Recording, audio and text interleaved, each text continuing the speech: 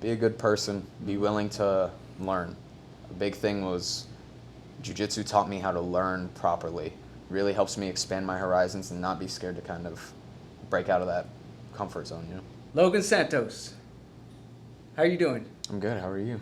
Man, I'm pumped to have you on the show. Excellent, excellent. Stoked to be here. Yeah, I got so excited when I found out that you're a professional Brazilian Jiu-Jitsu competitor and went to my first competition ever. I was a big UFC fan a while back, and then, you know, when I had kids, it sort of that fell by the wayside. And then brought my two oldest in here to Creighton MMA, and you're one of the instructors here. Found out you had a competition a few weeks ago, and it was one of the most exciting things I've ever seen live. Awesome. Glad you had a good time, man. Yeah. Always just trying to put on a show. You put on a show. It was really short. Yeah. You submitted Lamar Brown in under 2 minutes by rear naked choke. What was that like? It was great, man. I mean, I try to keep all that stuff like it's any other day, to be honest. It's just another night. Any night that I get paid to do jiu-jitsu is a good night, man. Just having a good time. Does it pay pretty well? Not at the entry level. A lot of it's just like personal marketing and all that stuff, and just kind of like getting to the higher level competitions. Selling tickets is a big part. That match I took on a week's notice. So they told me the Thursday before, asked me if I wanted it. I was like, yeah, sure, let's get it. So I tried to sell as many tickets as possible, and for 90 seconds, it wasn't a bad payday. Yeah.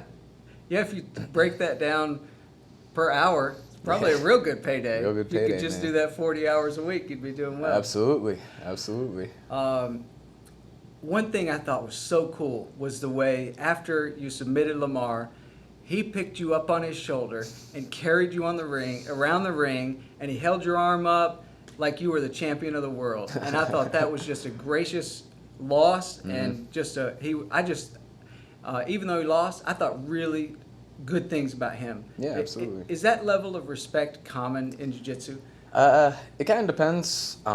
In that case, like I was kind of surprised because a lot of MMA fighters aren't necessarily always like that. And in the back, he was kind of making some comments and stuff, so I didn't really know what to expect, to be honest. But afterwards, he was extremely gracious in defeat. He was nothing but kind.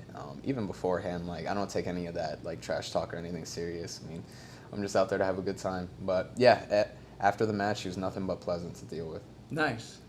You got started a little bit later than my kids did. My kids are 6 and 8. I think you got started when you were 12. Yes, sir. Right here at Creighton MMA. Yes, started at Creighton. It's the only place I've ever trained.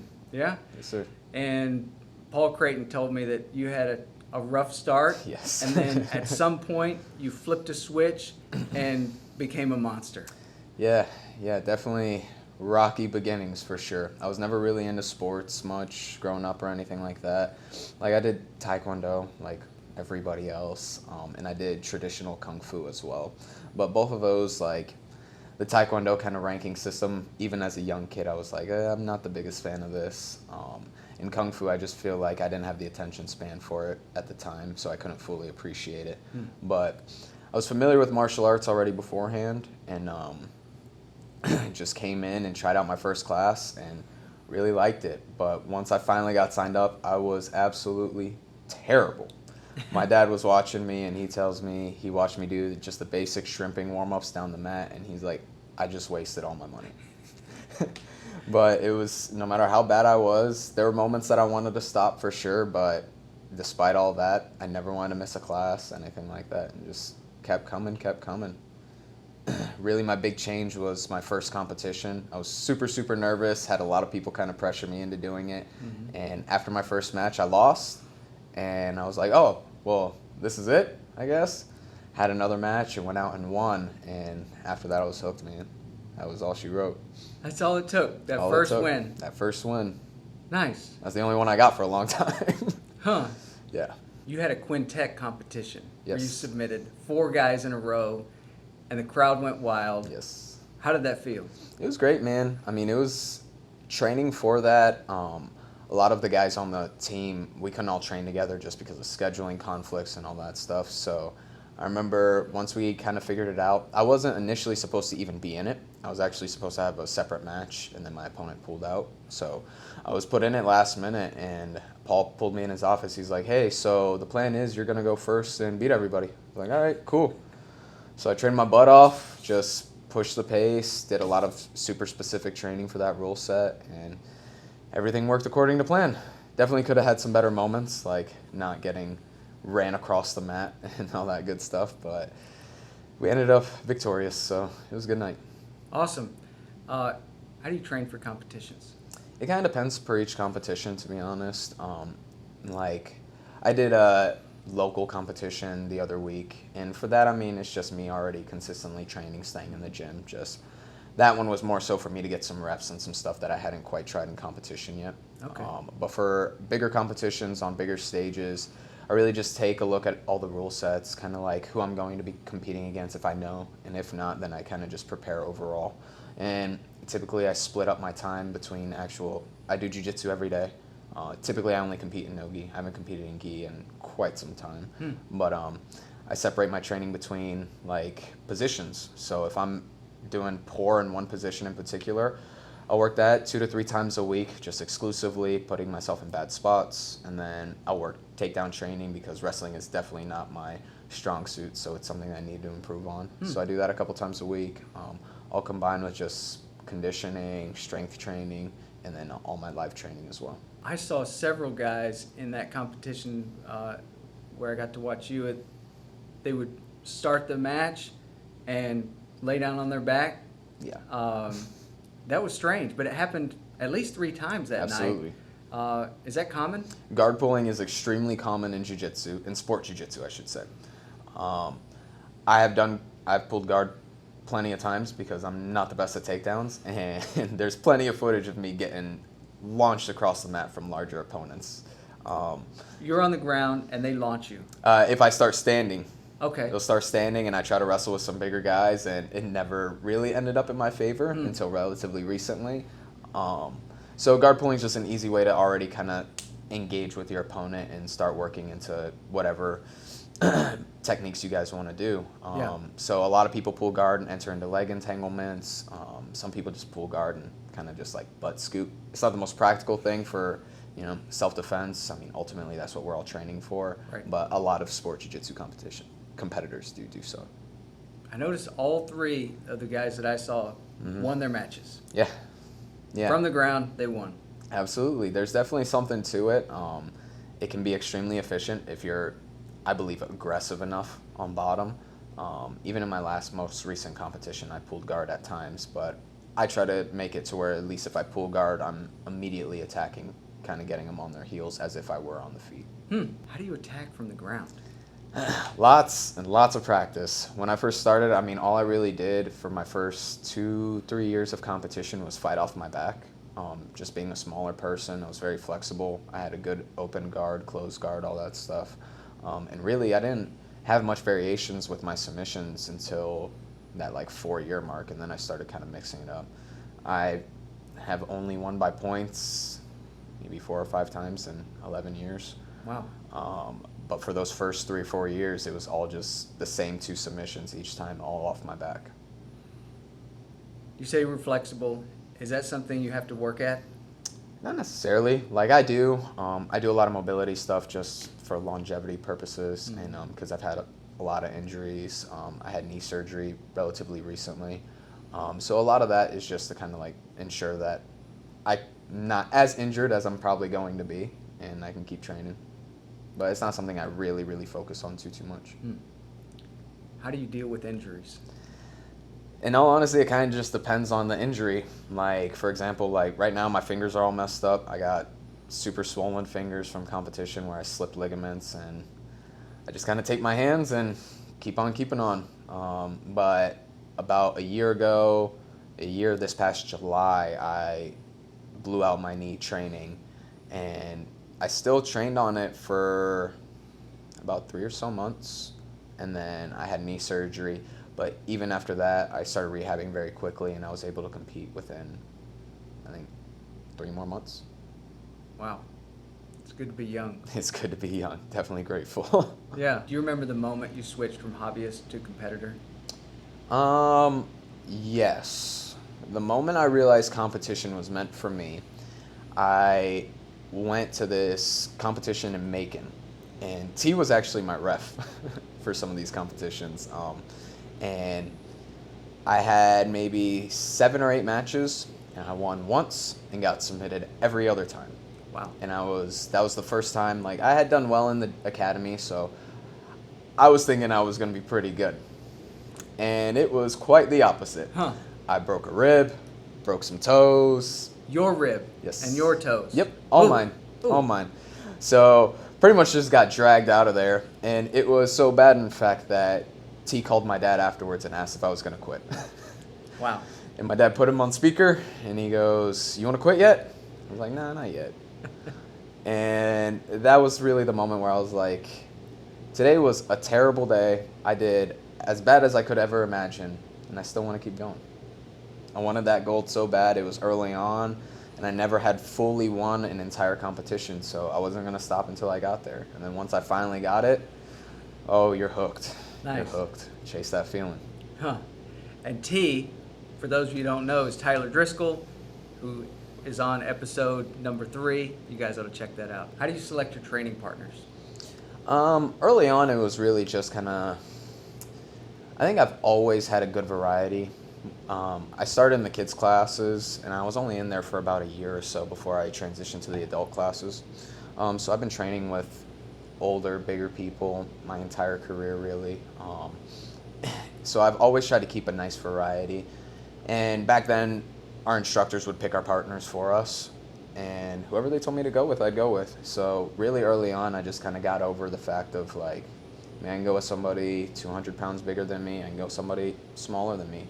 I can go with people who have been training 10 years more than me. It doesn't really matter. And more so now, I've actually tried to mix it up and train with a lot of newer people. Different sizes, some ladies, younger kids, just trying to get a different feel and work some different things as well. And I believe as an instructor, it helps me kind of better understand my students and what I should kind of be focusing on teaching them. Okay. What do you prefer, competition or teaching? It is 50-50, to be completely honest. I've been competing consistently since I started. I started competing when I was an advanced white belt, and really haven't stopped. The only breaks I've taken were for injuries and just for lack of competition around in the area. But since I started teaching, I can definitely see the benefit it has for me competing and just in general. And I truly, truly love teaching, especially more now than ever. And my end goal is ultimately to own my own academy. So it definitely helps to kind of hone in and figure out my teaching style, what I want my students to really focus on and all that good stuff. Nice. But competition is always near and dear to my heart.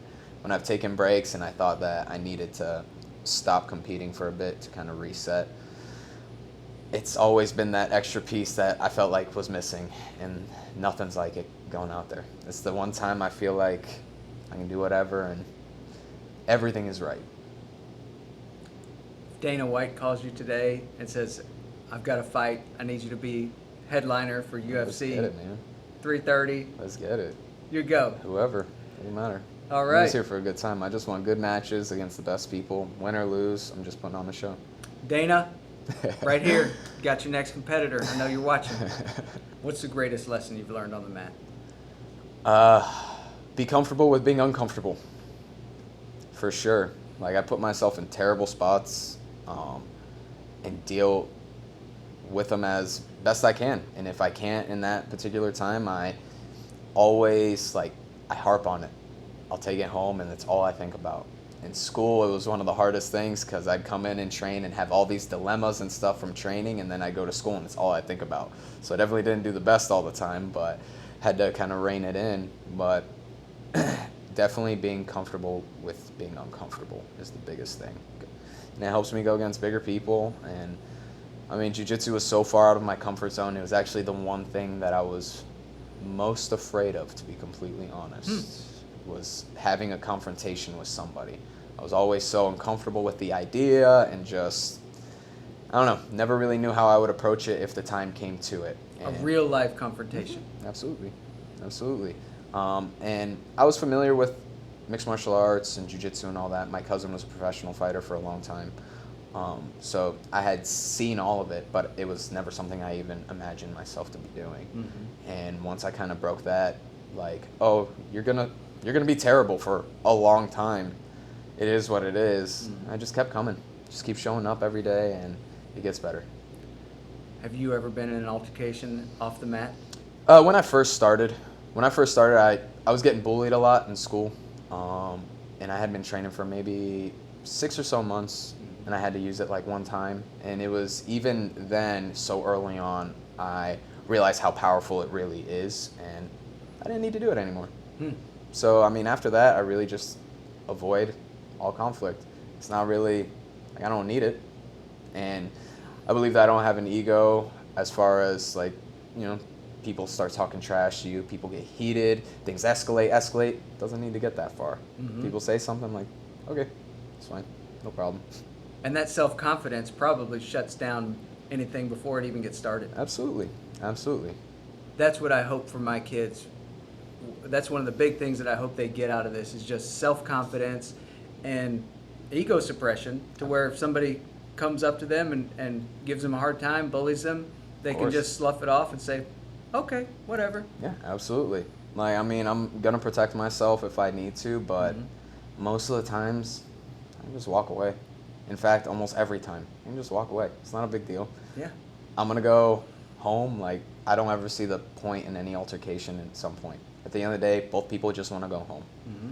Only bad things can come out of it. So self-confidence definitely has neutralized so much of that. And I'm like, I don't need it. Yeah. You know, I don't need any of that extra nonsense. I'm here to train, here to just have a good time and teach my students and all that. Awesome. Lessons from Jiu Jitsu off the mat. What do you take from your training that helps you in life? Oh, everything. Like I was saying, being comfortable with being uncomfortable. Mm-hmm. I was not the best student in school, and I was fortunate enough to have so many positive role models here that pushed for me to be the best me I could possibly be, and at least, you know, get through school to figure out what I wanted to do. So I took all the principles that I would use to push and learn techniques here, really just applied it to my schoolwork when I was in school, and even more so now. Like, it's my work.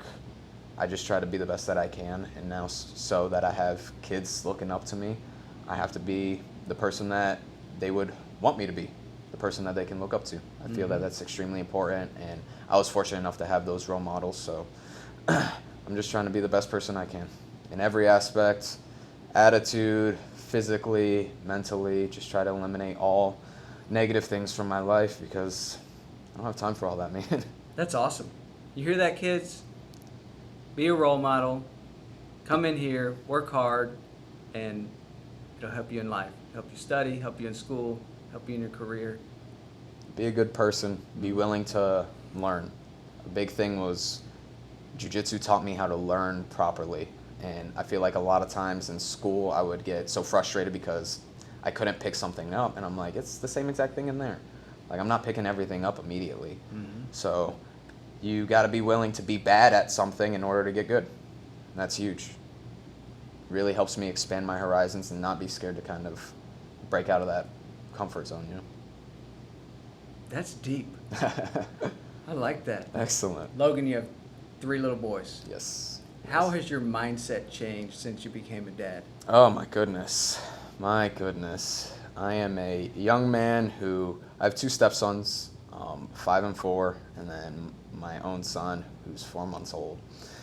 And even with my stepkids, it was, as soon as I started being with their mom, it was, I accepted the responsibility of what a true father should be, and just really tried my best to be somebody who they could look up to, somebody who they can see good habits, all that good stuff. I try to instill in them that hard work gets you what you want, you know, so they always see me in the gym training, always trying to progress and do something, and I think it's extremely important. it's made me have a better attitude as far as me just kind of pursuing everything that I want. And also patience.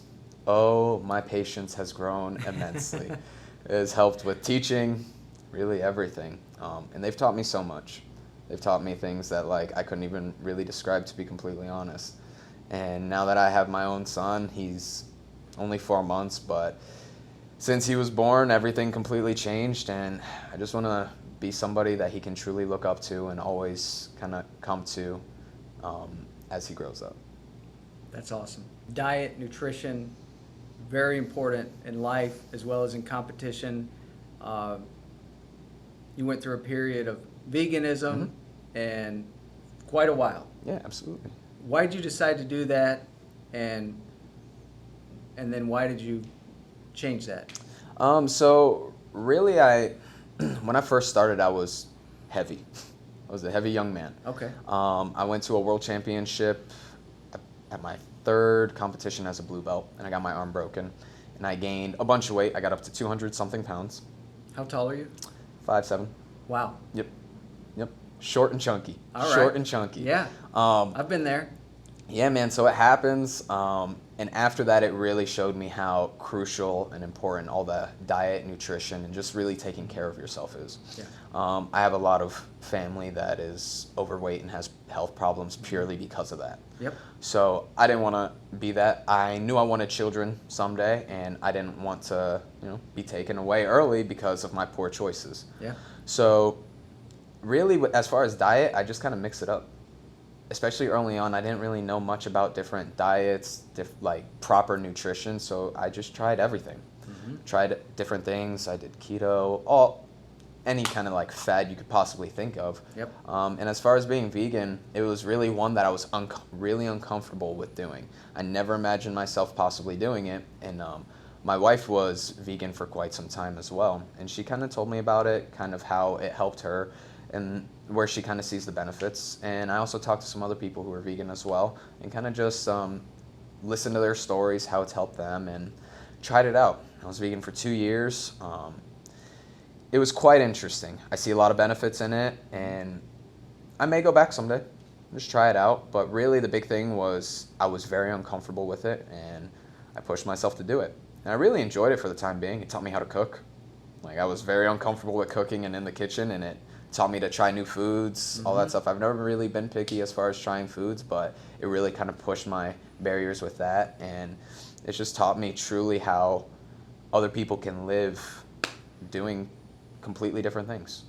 If you don't cook as a vegan, you're either going to be broke Oh, yeah. or you're going to be real hungry. Oh, yeah. How did Absolutely. you keep your protein intake up during that period? Lots of protein shakes, lots of alternative protein as far as like chickpeas, beans, all that stuff.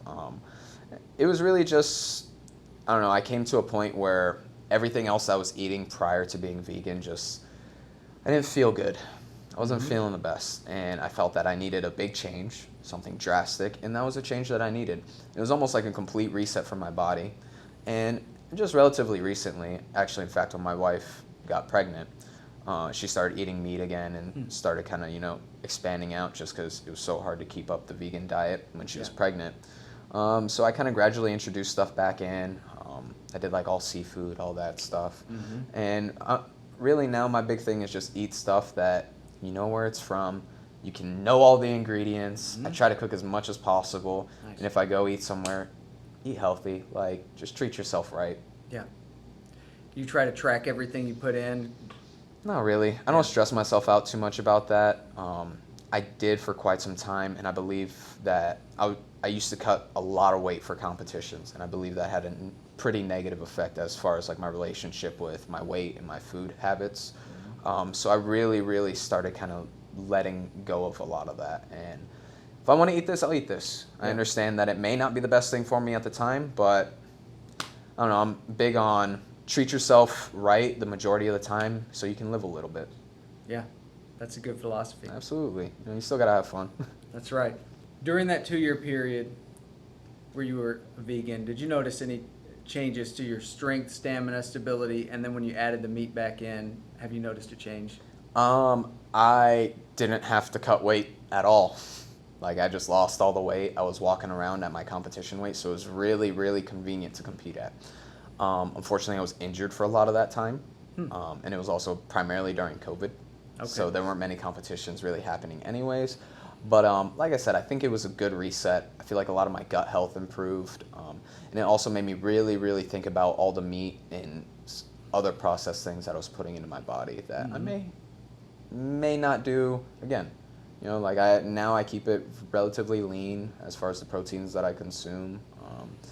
I still try to do some vegan days, like throughout my week, and I just try to mix it up, keep my body, you know, guessing to some extent. And you're still maintaining the weight? Nice. Yeah, I gained some weight. Once I started eating meat again, I started putting on some weight. I definitely saw a benefit in eating meat while lifting as well. I put on a lot of weight. I got up to like 170, but I didn't necessarily feel sluggish or anything like that. I felt strong, but different. I wouldn't necessarily know how to describe it. Endurance felt fine. Like, I didn't really notice any significant changes as far as that. Okay. But as far as like gut health and overall just how I feel when I wake up the next day, it was different. But now I can say that like a nice mix of vegan diet, you know, eating solely fish sometimes, like I think it treats me well and my body enjoys a nice variety, and I think that's where I thrive the most. Nice. Tyler talked a lot about flow, which is fascinating to me. I imagine you have some of the same thoughts, but I'm curious if you'll just tell me about your flow. Yeah, of course. So a lot of it's inspired by T. I mean, T was one of my original instructors when I first started.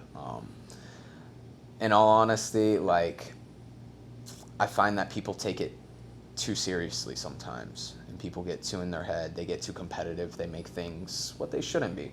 At the end of the day, I mean, I'm in here training with my best friends every day. So flow to me is just going out, having a good time. I always try to tell the kids, at least smile or laugh at least one time while you're training. Like, if you take it too seriously, I think overall that ends up leading you to dislike certain aspects of the sport that it's not necessary. At the end of the day, we're all just here to have fun.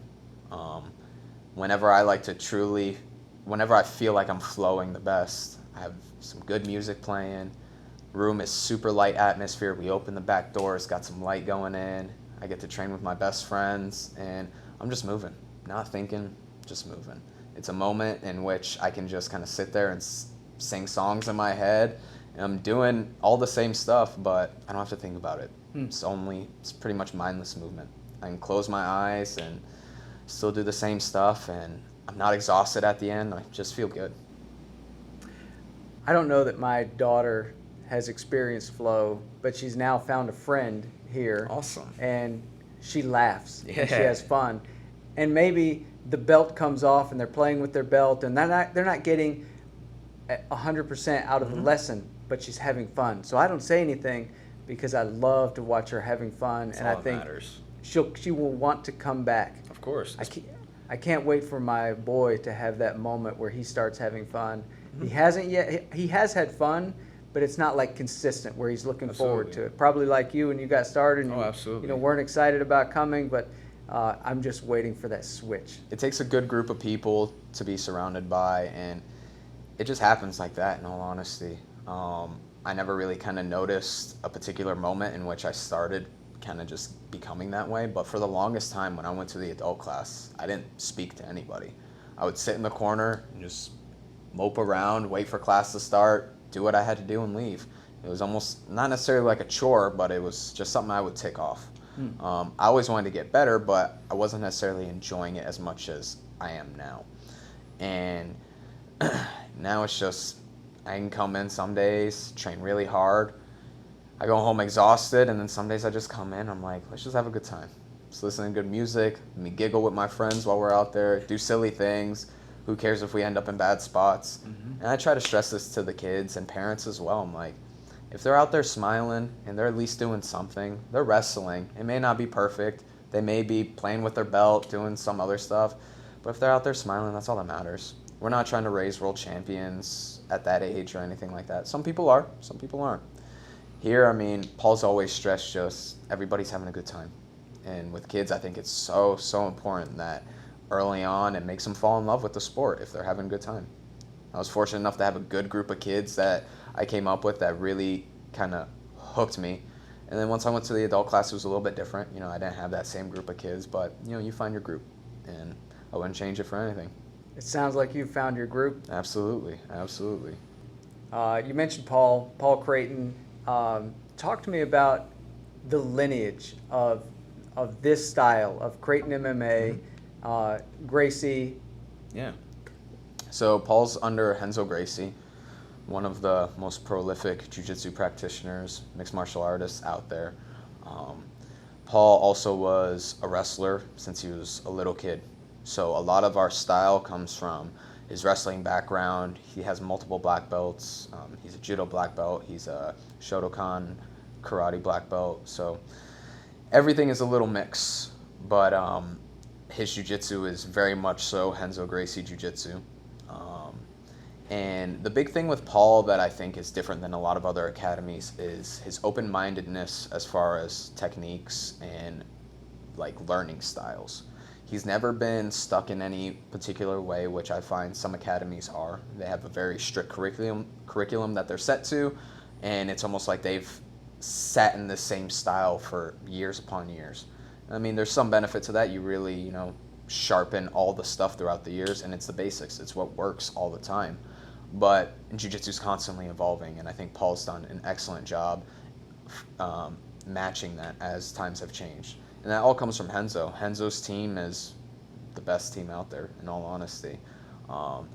Gordon Ryan's from Team Renzo Gracie. Paul trained with John Danaher, some of the best minds in jiu-jitsu. He was in that original room with John Danaher, Sean Williams, Rodrigo Gracie, all those great guys that went on to do amazing things.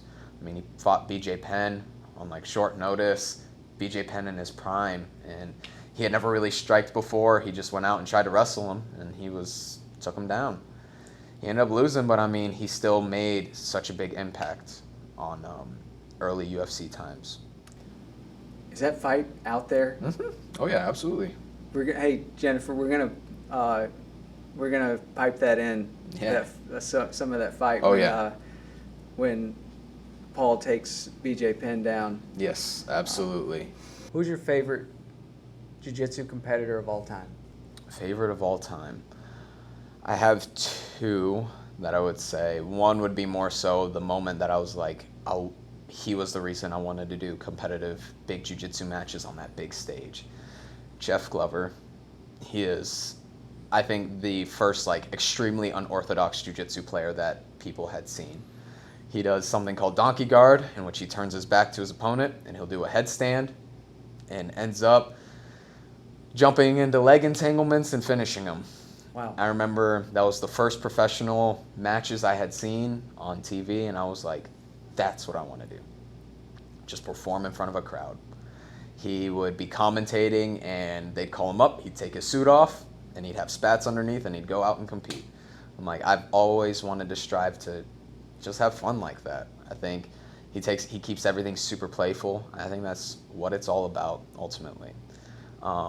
As far as somebody who I try to emulate my game after, and just, I believe the greatest of all time would be Marcelo Garcia.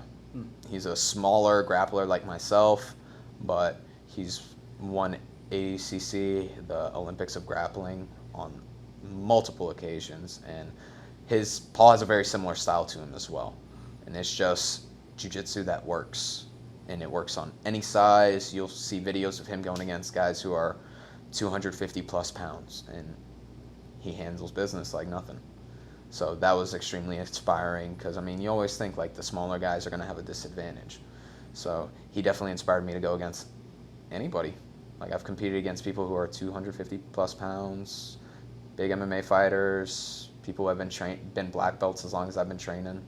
So there's no weight classes? It depends. So typically there's a weight class that you would generally compete in, but I always do absolute divisions, which is either, for some competitions, it's the same belt rank, no weight class, or some it's just whoever. You can be whatever rank, whatever weight, doesn't really matter. How's your donkey guard? I've practiced it a little bit. Yeah. I think it needs work, but I've done it a little bit. I'm comfortable enough. Okay. Maybe we'll see it on NFC September Try it out. 17th. Who knows? Who knows? I'm gonna put on a show. Let's see what happens. Let's talk about that. You've got a big fight coming up. NFC. Who are you fighting? His name's Anvu. He trains out of Roberto Traven. I competed against him once when we were purple belts. He's a very, very decorated gi competitor. He doesn't do too much no-gi, but I was fortunate enough that he decided to take the match again. So he's going to be no slouch. I'm prepping my best possible, but I'm going to come at him. How do you prep for a big fight like that? I know the rule sets. I've competed for NFC before, so I'm familiar with the rule set. In all honesty, I like quick nights. I like getting in and out and going home. Yep. It's really the only thing I look for. I don't try to win by points. I'm just trying to win by submission. I feel like that's the only definitive way to know who's best. In that fight with Lamar Brown, it was, from my untrained eye, it seemed like he was bigger than you. It seemed like he dominated maybe the first minute or so, and you just turned it on, and you were moving so fast. Got him in a rear naked choke, and it went from not a slow fight, but it just got real fast, real quick. Absolutely. Left knee of Lamar Brown. Right. It's another one of those cases where there's a lot of little things happening that we can't see. You know, Yeah. omoplata attempt possibly. Lamar doing a good job holding on to the inside of his leg. Logan wisely transitioning to the lower body, ended up on top. Wow. Really nice grip. Oh, Santos takes the back of Brown. Immediately hooks in, rear naked this choke. is bad for Lamar Brown. It might be a Mataleon, ladies and gentlemen. Oh, this might be it. Body triangle, and that's Oh. it. That's it. Logan Goodbye, Santos Irene. submits Lamar. Oh my God. I try to pick my moments to explode and, make my moves count. In that case, I'm familiar with how MMA fighters typically like to grapple. We were in a cage, so I knew he was going to try to press me up against the cage. He had made some comments about how he was going to try and smash me. So I was confident that he was going to try and wrestle. In the back, all he was prepping for was just takedown, takedown, takedown. He shot for that takedown early. I attempted a guillotine. He picked me up and really just set me down. The threat of the choke was there, but it wasn't good enough to get the finish early on. And then after that, he just smushed me up against the cage. I had trained MMA for quite some time early on, maybe 6 or so years. So I had been familiar with cage work and working up against the wall, and it's slow. It's time consuming, especially with him being bigger than me, and he did an excellent job of keeping me crunched up against the cage, but like I said, be comfortable with being uncomfortable. So in those moments, I was just gradually making small moves in order to try and make him make a mistake, to which he did, and the second he did, I was lucky enough to capitalize. What was his mistake? He kept very forward pressure, but his hips weren't heavy enough, and he didn't control my hips enough. He had me pressed up against the cage, so my upper body was pretty shut down, but if I can move my hips, I can escape. So he didn't control my hips well enough, and it allowed me to start inverting underneath him and getting to an omoplata position. I threatened a footlock because typically MMA fighters are going to tap anytime you grab their feet. They don't want to get injured for a fight. He made a big reaction, and I stayed attached to him, and he practically just pulled me on top. And once he did, I saw my opening and just kind of passed my way through. Wow. Once I took the back, I knew I could finish. So I believe I can submit anybody, and I just need the 1 second, make one mistake. That's about what it took from you to go from the bottom to the top, and then you're behind him, and then he was tapping and it was over. Do you watch video of your competitors before the competitions? Not all the time. It really just depends. For the longest time, no. I needed to, I believe, just to understand Jiu Jitsu from different competitors' games a little bit better. I more so watch a lot of videos of myself to kind of break down what I was doing, where I can go better, how long it took me to fire off this particular sequence, just really expanding on my own game. But as far as watching all my competitors, it really depends. When I've gone to ADCC trials, I don't really look at anybody. I'm familiar with a lot of those people, so I have a rough idea. And I have a game plan for almost every style to some extent. And just midway through the match, you have to make micro adjustments because everybody's different. So you're game planning for style, not for the person. Yeah, absolutely. Interesting. And you have all those in your mind ahead of time. Do you do any kind of visualization or meditation to prep for matches? I am constantly having some type of visualization. Like almost as we speak, I'm still actively kind of thinking about stuff. When I was in school, I'd sit in class and I tell people it's like I always have kind of like two people rolling in my head. And I've always done a pretty good job of like thinking about different scenarios, playing back matches that I've previously had, playing back matches that I've seen before in my head. And I can kind of pause at certain times and think about, oh, he did this, why did he do that? And it gives me kind of some time to think about everything. Before a particular match, I have an idea of what I'd like to do, particular submissions that I may attack in that instance. In fact, with my match with Lamar, backstage, me and T were talking about the exact sequence that I hit. And if I hear something like that, I'm like, yeah, that could work. And then I play through what may happen, and it ended up happening. Wow, that's awesome. What's the importance of coaches? I think coaches are excellent, not just purely for competition, but like in academy. For me, I had the best coaches out there, I believe. They all cared about me, not just from the mat perspective, but me as a person, how I was progressing as a young man coming up in the world and in the sport.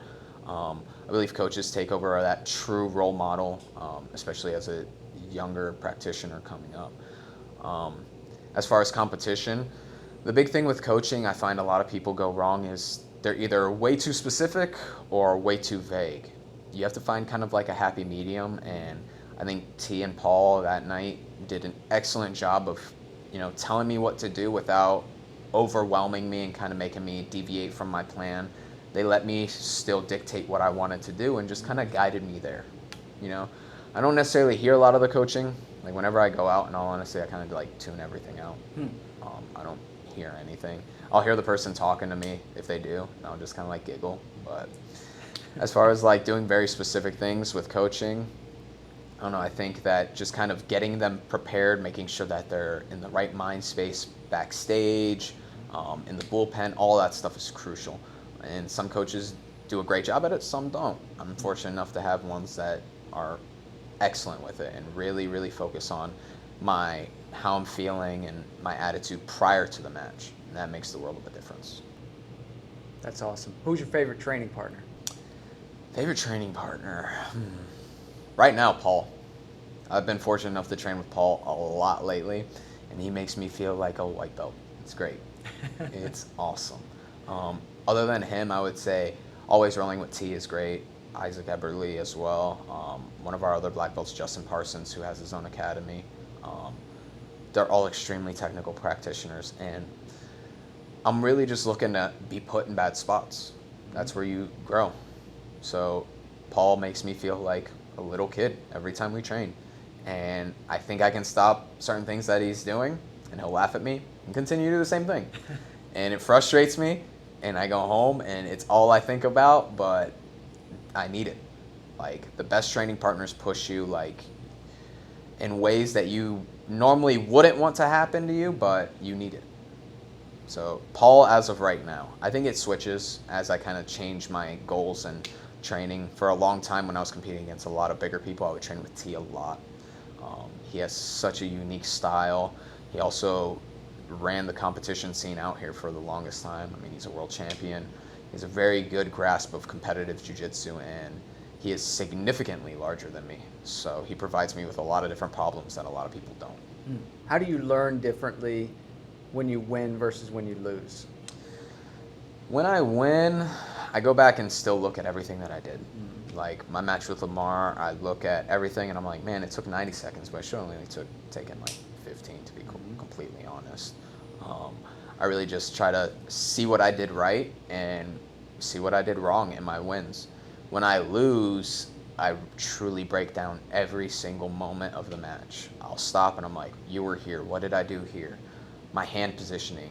Why did I decide to do that rather than the other one? I don't necessarily get upset when I lose. Because I mean, at the end of the day, I'm going to go home and come back to train on Monday. Yep. Like, I'm getting right back to it.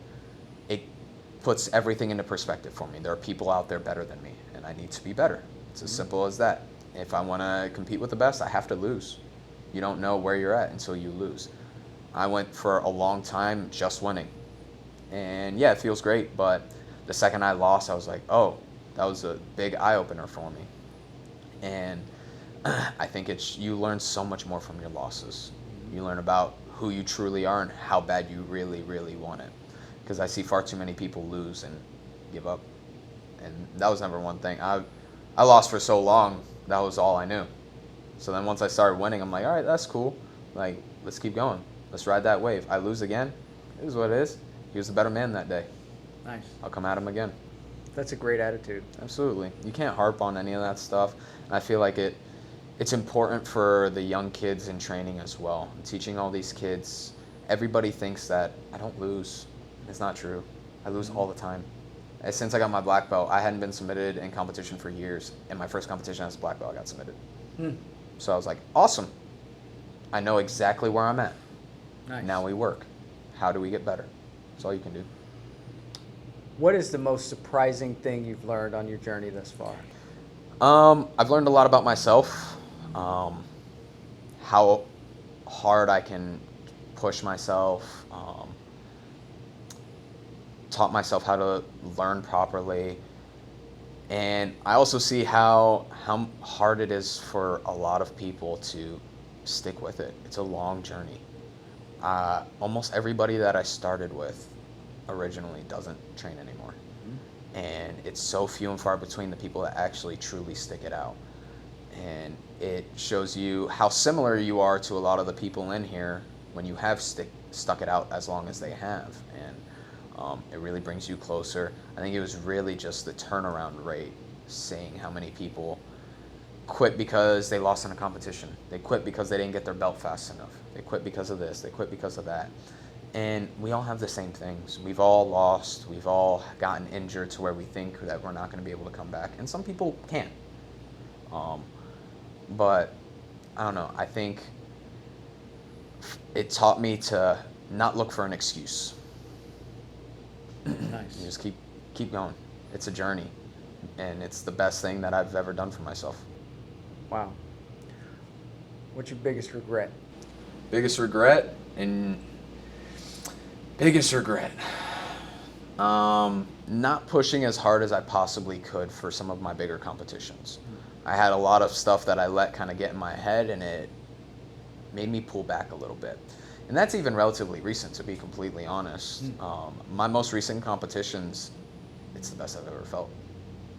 Not just technique-wise, but before my match with Lamar, I was in the back dancing by myself in a corner, just vibing, having a good time. And it brought me back to what this is all really about. And I called my wife, talked to my kids beforehand, having a good time, not stressing about anything. And it was one of the best times I felt. I got smushed up against a cage for quite some time in that match, but I ended up doing what I needed to do. My competition that I just had maybe 2 weeks ago, same thing.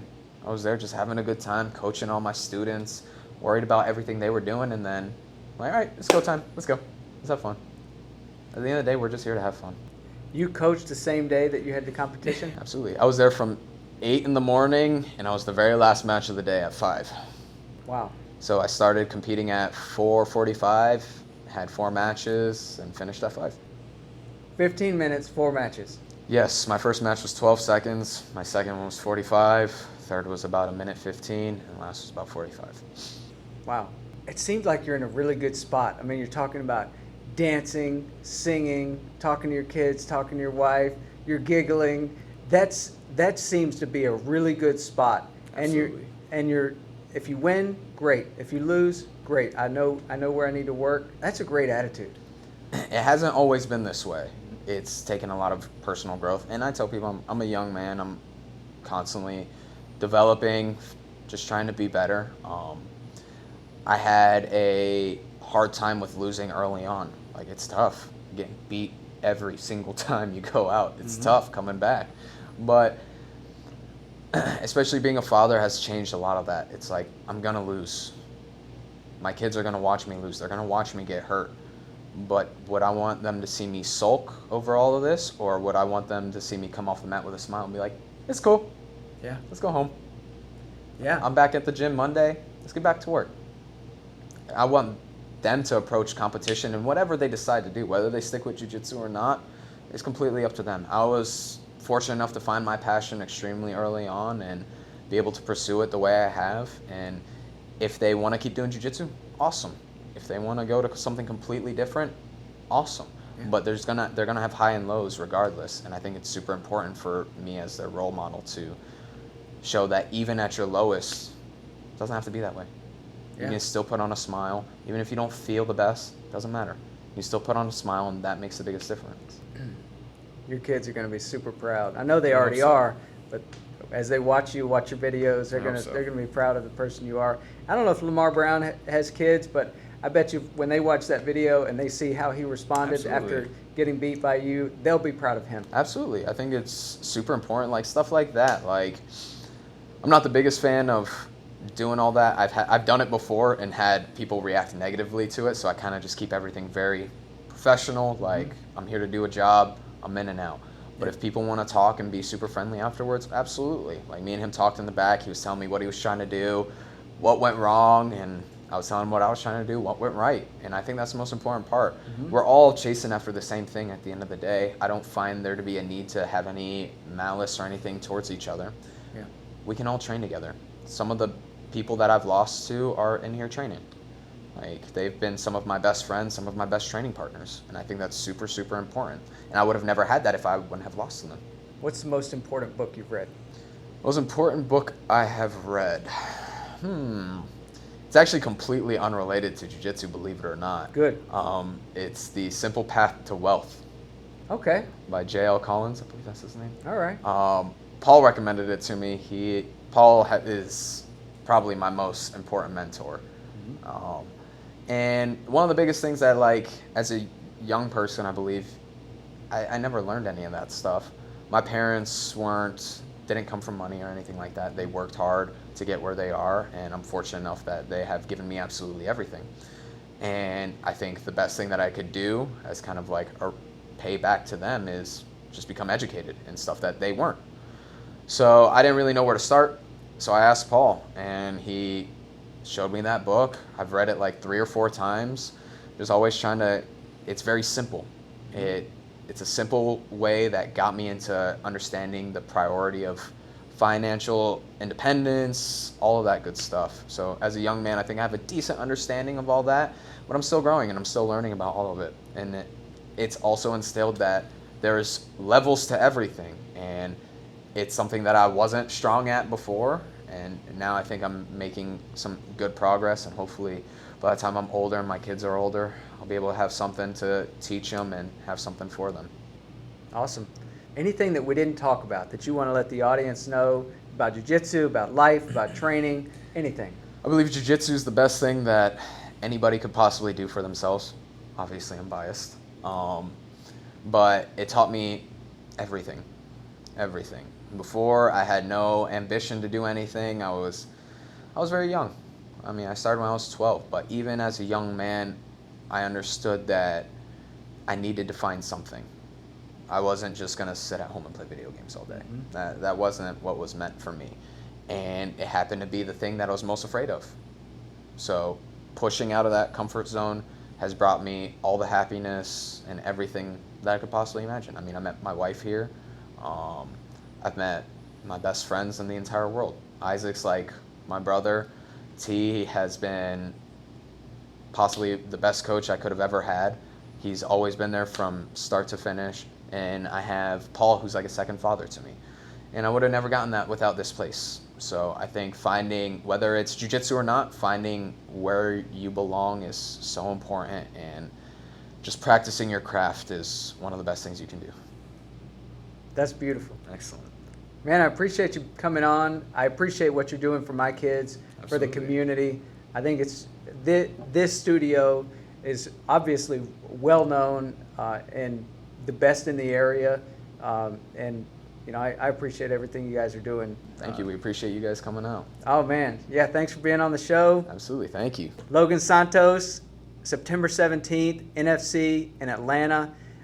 We'll put a link to get tickets. Yeah. But you guys come out, and it's going to be a good show. It's going to be a great show. Come out, show some love, see some cool stuff happen. All right, Thank you, Logan, guys. thank you. Thank you, sir. All right, I'm nice, man. Excellent. Thank you. Thank you. It was good. It was fun. Yeah. It felt like it was like Quick. fast. Quick. Or like you're talking to your best friend. Sounds good, man. We're not there yet, but we may be someday. Yes, sir.